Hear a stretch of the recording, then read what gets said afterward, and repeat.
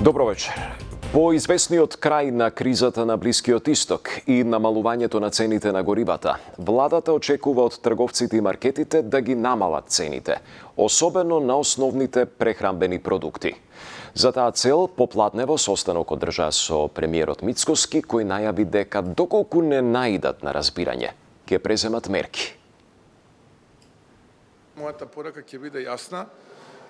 Завршува кризата, граѓаните беа толерантни, сега е наред тие да им се одложат на граѓаните и веднаш да пристапат кон намалување на цените на производите, посебно основните прехранбени производи. Тоа го очекуваме од нив.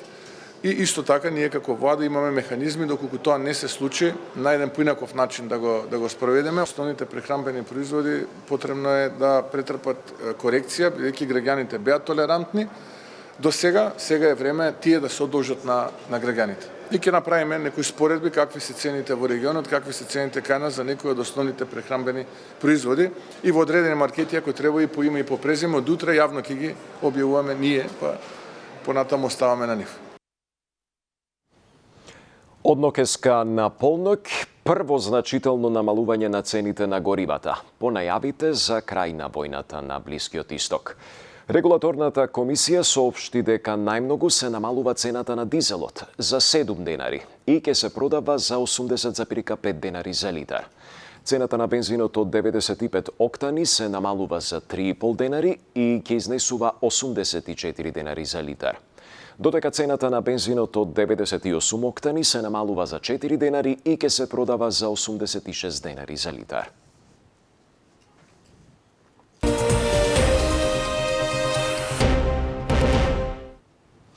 Премиерот Христијан Мицкоски оцени дека првичните разговори во рамките на коалицијата за реконструкција на владата се конструктивни и најави дека неделава тие ќе продолжат, а очекува во текот на викендот и да завршат со конкретни имиња.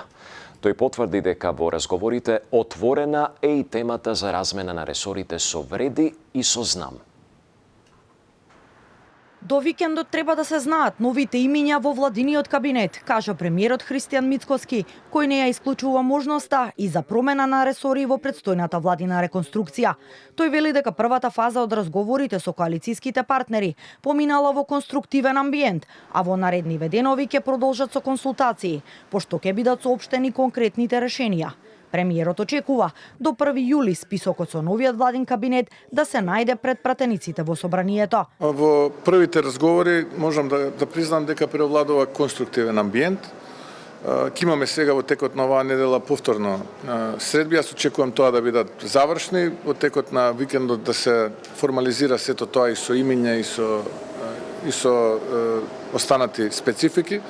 Инаку да, постои опција и за промена на ресори, да, и за тоа е разговара. Првичните разговори со вреди и со знам викендов се одвиваа зад затворени врати, а во интерес на процесот, ниту премиерот Мицкоски, ниту од власта не откриваат повеќе детали за суштината на разговорите и кои ресори ќе претрпат измени.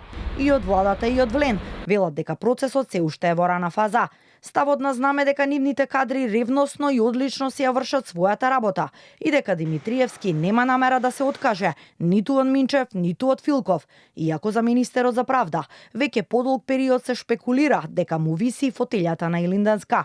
Неофицијално, Мицкоски ќе им се заблагодари на дел од министрите од ВМРО-ДПМН, додека кај одредени ресори се можни рокади со коалицијските партнери.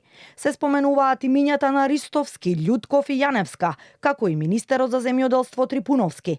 Кај вреди поставката на Фетаи и разидувањата со Лимани, можни се промени во ресорите и кадровски прераспределби, вклучително и рокада меѓу министрите Сали и Алиу, доколку здравство остане кај вреди, а овој ресор го мерка и ВМРО-ДПМН. Во неофицијалните комбинаторики за тоа кој би се нашол на списокот на Мицкоски за кадровски промени на Илинденска, до сега не се споменуваат МВР, МНР, Министерството за транспорт, одбрана, финансии, енергетика, дигитална трансформација и локална самоуправа. Собранискиот спикер Гаши пак на денешниот брифинг со новинарите кажа дека штом го добие предлогот за реконструкција, ќе закаже собраниска седница во најкус можен рок.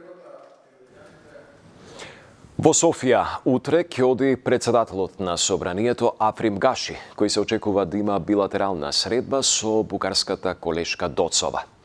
Председателката Гордана Силјановска-Давкова пак денеска порача дека Европската Унија треба да обезбеди механизам со кој што сите нејзини членки ќе ги почитуваат пресудите од Страсбур. Доколку не се спроведуваат, можеби е потребно да има закана која што би се однесувала на статусот член на Советот на Европа. Не можам да не потенцирам на примерот на мојата држава, дека многу пати пресуди во Страсбур кои што се однесуваат на заштитата на правата на македонското малцинство во соседството не се почитуваат и тоа кај мене внесува големи дилеми во поглед на задолжителноста на пресудите, а без да се спроведува пресудата, мислам дека судот станува една проблематична институција. Змија влегла во дом на скопјанец во Хиподром, но Македонија нема служба која што е надлежна за постапување во вакви случаи. Помош побарал на 112, но го упатиле самиот да се снаоѓа. Па ноќта ја минал надвор од куќата. Таму беше Мирјана Мирчевска-Јовановиќ. Стево Станковиќ од Скопски Хиподром од вчера има непоканет гостин во неговиот дом. Змија влегла во неговата дневна соба и не може да ја најде. Од вчера змијата седи внатре, а Стево надвор. На помош дошла неговите роднини и соседи, но никој не можел ништо да најде. Тој се јавил на 112, но таму му рекле дека треба да бара човек кој се разбира од змии да ја најде. Кам вади тепици све извади тепици, извади тој, однесе фрлите ги во гаража тамо, повлече, викам, да ве отвара ги, не може да дигам, кичма ме боли. Он дигаше, гледаше, викам, нема. Каква беше змијата по боја? Ти викам, сивкаста, а имаше бело покрај, нели покрај глава. Стево ја раскажа неговата мака, па заедно побаравме на 112 совет, каде може да се најде помош во ваква непријатна ситуација. Диспечерот не препрати до приватно лице да му помогне на Стево. Во ваква ситуација каде треба да се обрати човекот зашто е повозрастен е сам? Само број да ви дам, што скоро немаме никакво... Од кого? Граѓаните многу често на социјалните медиуми објавуваат фотографии и од градски средини каде има змии во близина на зградите и кажуваат дека не знаат каде да се обратат. Тоа беше се во вечерниот преглед. Благодарам за вниманието. Пријатно.